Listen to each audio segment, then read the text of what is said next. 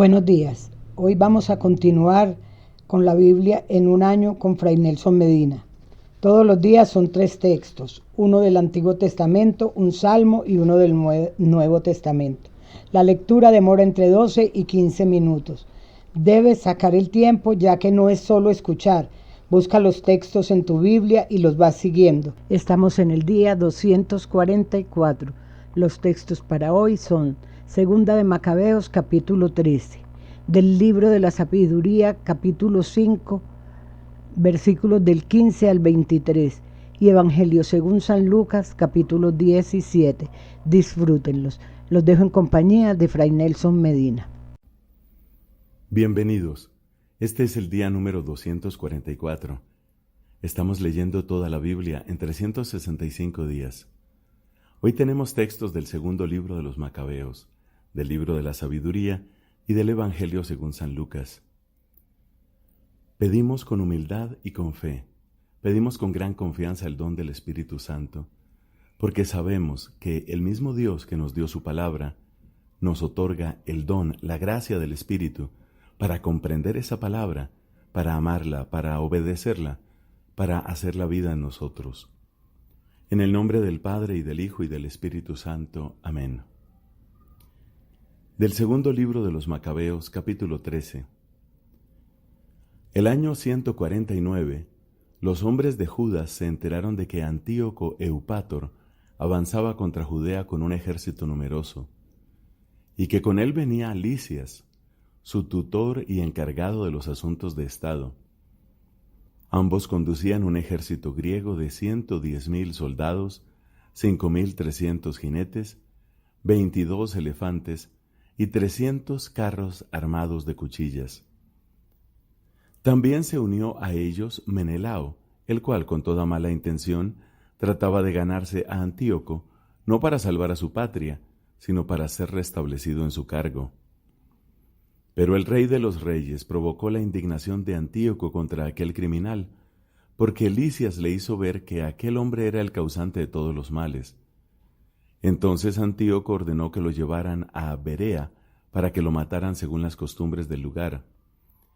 Allí hay una torre de 25 metros, llena de ceniza, provista de una máquina giratoria inclinada por todas partes hacia la ceniza. Es costumbre arrojar en ese lugar a los reos de robo sacrílego o de algún otro crimen enorme a fin de hacerlos morir. Con este suplicio murió el impío Menelao, sin ser ni siquiera sepultado en la tierra. Esto le sucedió con toda justicia. En efecto, aquel que había perpetrado tantos crímenes contra el altar, cuyo fuego y ceniza son sagrados, encontró él mismo la muerte en la ceniza. El rey avanzaba animado de brutales sentimientos, dispuesto a tratar a los judíos con más crueldad que su mismo padre.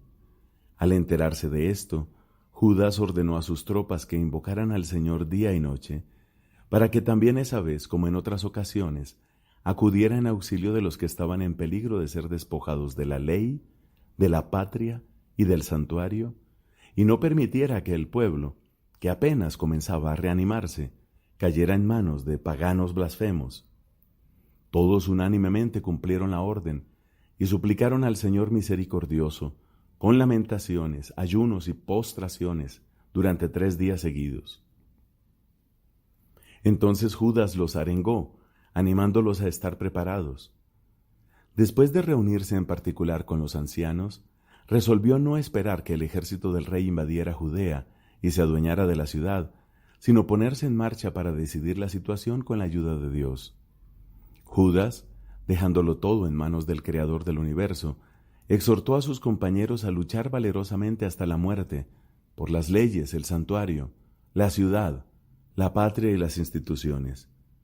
Luego, acampó en las inmediaciones de Modín, y dando a sus hombres este santo y seña, victoria de Dios, atacó durante la noche con los jóvenes más aguerridos el campamento del rey. Así dio muerte a unos 2,000 hombres del ejército y al más grande de los elefantes con su conductor. Finalmente, sembrando el pánico y la confusión en el ejército, se retiraron victoriosos. Al amanecer ya todo había terminado gracias a la protección que el Señor había brindado a Judas.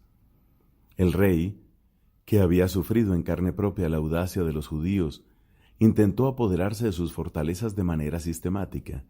Se acercó a Bet-Sur, plaza fuerte de los judíos, pero fue rechazado, puesto en fuga y vencido. Judas envió a los sitiados todo lo que necesitaban, pero Rodoco, un hombre del ejército judío, revelaba los secretos al enemigo. Por eso fue buscado, detenido y ejecutado. El rey volvió a tratar con los habitantes de Bet-Sur, hizo las paces con ellos y se retiró. Luego atacó a las tropas de Judas, pero fue derrotado. En ese momento supo que Filipo, a quien había dejado en Antioquía al frente del gobierno, se había sublevado. Muy consternado mandó llamar a los judíos y juró someterse a sus legítimas demandas. Después de esta reconciliación, ofreció un sacrificio, honró al santuario y se mostró generoso con el lugar santo. El rey prestó una buena acogida al Macabeo y dejó a Hegemónidas como gobernador desde Tolemaida hasta la región de los Gerraínos. Luego se trasladó a Tolemaida, pero sus habitantes, descontentos por ese tratado, se indignaron y querían anular lo convenido. Entonces Lisias subió a la tribuna y defendió el asunto lo mejor que pudo. Así los persuadió, logró calmarlos y los dispuso favorablemente. Después partió para Antioquía. Esto es lo que sucedió con la expedición y la retirada del rey. Al cabo de 3 años, Judas y sus hombres recibieron la noticia de que Demetrio, el hijo de Seleuco, había atracado en el puerto de Trípoli con un poderoso ejército y una flota, adueñándose del país y haciendo ejecutar a Antíoco y a su tutor, Lisias. Un cierto Alcimo, que antes había sido sumo sacerdote, pero que se había contaminado voluntariamente en el tiempo de la ruptura con el paganismo, comprendiendo que él ya no podía rehabilitarse ni acceder al altar sagrado, fue a ver al rey Demetrio hacia el año 151 y le obsequió una corona de oro y una palma, además de los acostumbrados ramos de olivo del templo, y aquel día se contentó con eso.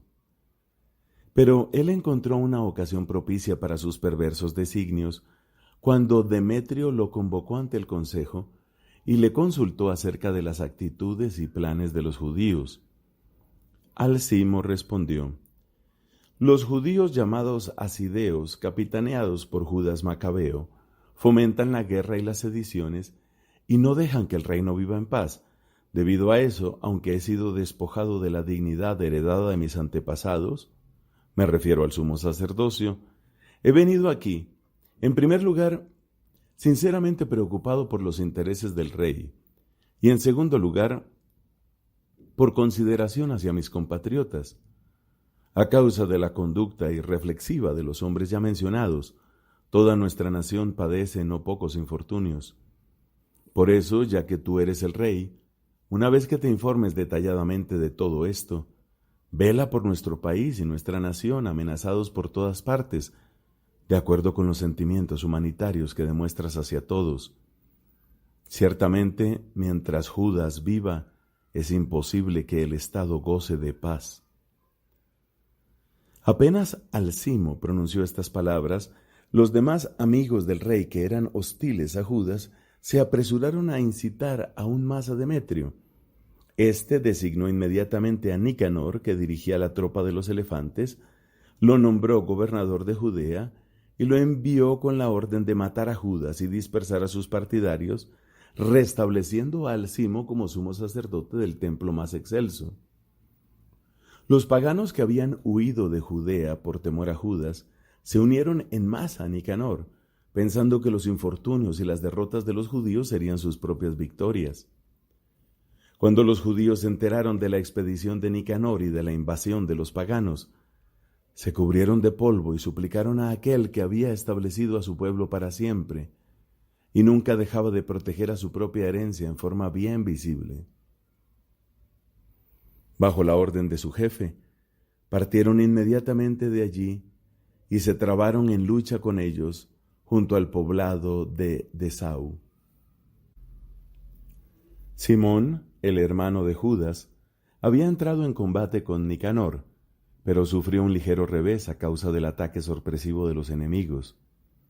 Nicanor, enterado de la audacia de los hombres de Judas y del valor con que defendían a su patria, temió definir la situación de una manera sangrienta. Por eso, envió a Posidonio, Teodoto y Matatías para concertar la paz. Después de un detenido examen de la propuesta, el jefe la comunicó a las tropas y por decisión unánime aceptaron el tratado. Se fijó un día en que los jefes se reunirían a solas en un lugar determinado. Se puso una tarima de cada lado y se prepararon asientos. Judas distribuyó algunos hombres armados en puntos estratégicos por si se producía inesperadamente algún ataque a traición por parte de los enemigos. Sin embargo, la entrevista se realizó normalmente. Nicanor vivía en Jerusalén sin molestar a nadie. Incluso licenció a las tropas que se le habían incorporado en masa. Se veía constantemente con Judas y sentía por él un sincero aprecio. Le aconsejó que se casara y que tuviera hijos. Judas se casó y vivió tranquilamente disfrutando de la vida. Cuando Alcimo vio la comprensión que reinaba entre ellos, consiguió una copia del pacto celebrado y se presentó ante Demetrio, diciéndole que Nicanor abrigaba sentimientos contrarios a los intereses del Estado, ya que había nombrado lugarteniente suyo a Judas, el rival de su reino. El rey se puso fuera de sí, y excitado por las calumnias de ese miserable, escribió a Nicanor manifestándole su disgusto por el acuerdo y ordenándole que le mandara inmediatamente preso a Antioquía al Macabeo.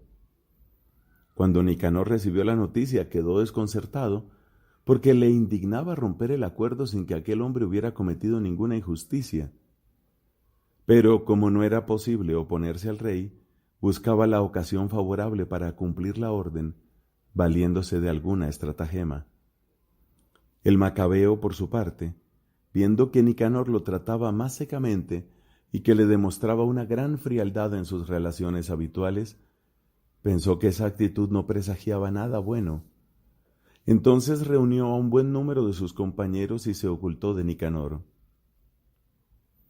Cuando éste advirtió que Judas se había burlado de él tan hábilmente, se presentó en el augusto y santo templo, mientras los sacerdotes ofrecían los sacrificios rituales, y les exigió que le entregaran a aquel hombre. Como ellos juraron que no sabían dónde se encontraba el hombre que buscaba, él, extendiendo la mano derecha hacia el santuario, pronunció este juramento: «Si no me entregan prisionero a Judas, arrasaré este recinto consagrado a Dios, derribaré el altar y levantaré aquí mismo un espléndido templo a Dionisos». Dicho esto, se fue. Los sacerdotes, con las manos extendidas hacia el cielo, invocaron a aquel que había combatido incesantemente en favor de nuestra nación, diciendo: «Tú, Señor de todas las cosas, que no necesitas de nada, has querido que el santuario donde tú habitas estuviera en medio de nosotros. Por eso ahora, Señor Santo, lleno de toda santidad, preserva para siempre de toda profanación esta casa, recién purificada». Un tal Rasís, uno de los ancianos de Jerusalén, buen patriota, sumamente estimado y llamado por su bondad padre de los judíos, fue denunciado a Nicanor. Él, en los primeros tiempos de la ruptura con el paganismo, había abrazado la causa del judaísmo, entregándose a ella en cuerpo y alma con una gran entereza. Nicanor, queriendo poner en evidencia la hostilidad que profesaba contra los judíos, envió más de 500 soldados para detenerlo, porque le parecía que tomándolo prisionero, ocasionaba un gran perjuicio a los judíos. Cuando las tropas estaban a punto de ocupar la torre, forzando la puerta de entrada y dando órdenes de traer fuego e incendiar las puertas, Rasís, acorralado por todas partes, se arrojó sobre su espada. Él prefirió morir noblemente antes que caer en manos de aquellos desalmados y soportar ultrajes indignos de su nobleza. Pero por lo precipitado del ataque no acertó el golpe, y como las tropas ya se abrían paso a través de las puertas, subió valerosamente a lo alto del muro, y se arrojó con intrepidez sobre la multitud. Esta retrocedió a una cierta distancia y él cayó en medio del espacio vacío. Estando aún con vida, lleno de ardor, se incorporó sangrando copiosamente, y a pesar de sus graves heridas, pasó corriendo por entre las tropas y se paró sobre una roca escarpada. Cuando ya estaba completamente exangüe, se arrancó las entrañas y tomándolas con ambas manos las arrojó contra aquella gente. Así, invocando al Señor de la vida y del Espíritu, para que un día se las devolviera, murió aquel hombre. Palabra de Dios. Te alabamos, Señor. Del libro de la sabiduría, capítulo 5, versículos del 15 al 23. Pero los justos viven para siempre. Su recompensa está en el Señor y el Altísimo se preocupa de ellos. Por eso recibirán la espléndida realeza y la hermosa diadema de las manos del Señor, porque Él los protegerá con su mano derecha y los defenderá con su brazo. Tomará su celo por armadura y armará a la creación para vengarse de sus enemigos. Vestirá como coraza la justicia, ceñirá como casco un juicio inapelable. Tomará como escudo su santidad invencible, afilará como una espada su ira inexorable, y el universo luchará a su lado contra los insensatos. Los rayos partirán como disparos certeros, de las nubes como de un arco bien tenso volarán hacia el blanco. Una ballesta arrojará una furiosa granizada, las olas del mar se encresparán contra ellos, y los ríos los sumergirán sin piedad. Un viento impetuoso se levantará contra ellos, y los aventará como un huracán. Así la iniquidad devastará toda la tierra, y la maldad derribará los tronos de los poderosos. Palabra de Dios. Te alabamos, Señor. Del Evangelio según San Lucas, capítulo 17. Después dijo a sus discípulos: Es inevitable que haya escándalos, pero ay de aquel que los ocasiona. Más le valdría que le ataran al cuello una piedra de moler y lo precipitaran al mar, antes que escandalizar a uno de estos pequeños. Por lo tanto, tengan cuidado. Si tu hermano peca, repréndelo, y si se arrepiente, perdónalo. Y si peca 7 veces al día contra ti, y otras tantas vuelve a ti diciendo, me arrepiento, perdónalo. Los apóstoles dijeron al Señor, aumentanos la fe. Él respondió, si ustedes tuvieran fe del tamaño de un grano de mostaza, y dijeran a esa morera que está ahí, arráncate de raíz y plántate en el mar, ella les obedecería. Supongamos que uno de ustedes tiene un servidor para arar o cuidar el ganado. Cuando éste regresa del campo, ¿acaso le dirá, ven pronto y siéntate a la mesa? ¿No le dirá más bien, prepárame la cena y recógete la túnica para servirme, hasta que yo haya comido y bebido, y tú comerás y beberás después? ¿Deberá mostrarse agradecido con el servidor porque hizo lo que se le mandó? Así también ustedes, cuando hayan hecho todo lo que se les mande, digan, somos simples servidores, no hemos hecho más que cumplir con nuestro deber. Mientras se dirigía a Jerusalén, Jesús pasaba a través de Samaria y Galilea. Al entrar en un poblado le salieron al encuentro 10 leprosos que se detuvieron a distancia. Empezaron a gritarle, Jesús, Maestro, ten compasión de nosotros. Al verlos Jesús les dijo, vayan a presentarse a los sacerdotes. Y en el camino quedaron purificados. Uno de ellos, al comprobar que estaba curado, volvió atrás alabando a Dios en voz alta y se arrojó a los pies de Jesús con el rostro en tierra dándole gracias. Era un samaritano. Jesús le dijo entonces, ¿cómo? ¿No quedaron purificados los 10? ¿Los otros 9 dónde están? Ninguno volvió a dar gracias a Dios sino este extranjero. Y agregó, levántate y vete, tu fe te ha salvado. Los fariseos le preguntaron cuándo llegaría el reino de Dios. Él les respondió: El reino de Dios no viene ostensiblemente y no se podrá decir está aquí o está allí, porque el reino de Dios está entre ustedes. Jesús dijo después a sus discípulos: Vendrá el tiempo en que ustedes desearán ver uno solo de los días del Hijo del Hombre y no lo verán. Les dirán, está aquí o está allí, pero no corran a buscarlo. Como el relámpago brilla de un extremo al otro del cielo, así será el Hijo del Hombre cuando llegue su día. Pero antes tendrá que sufrir mucho y será rechazado por esta generación. En los días del Hijo del Hombre sucederá como en tiempo de Noé. La gente comía, bebía y se casaba, hasta el día en que Noé entró en el arca y llegó el diluvio, que los hizo morir a todos. Sucederá como en tiempos de Lot. Se comía y se bebía, se compraba y se vendía, se plantaba y se construía.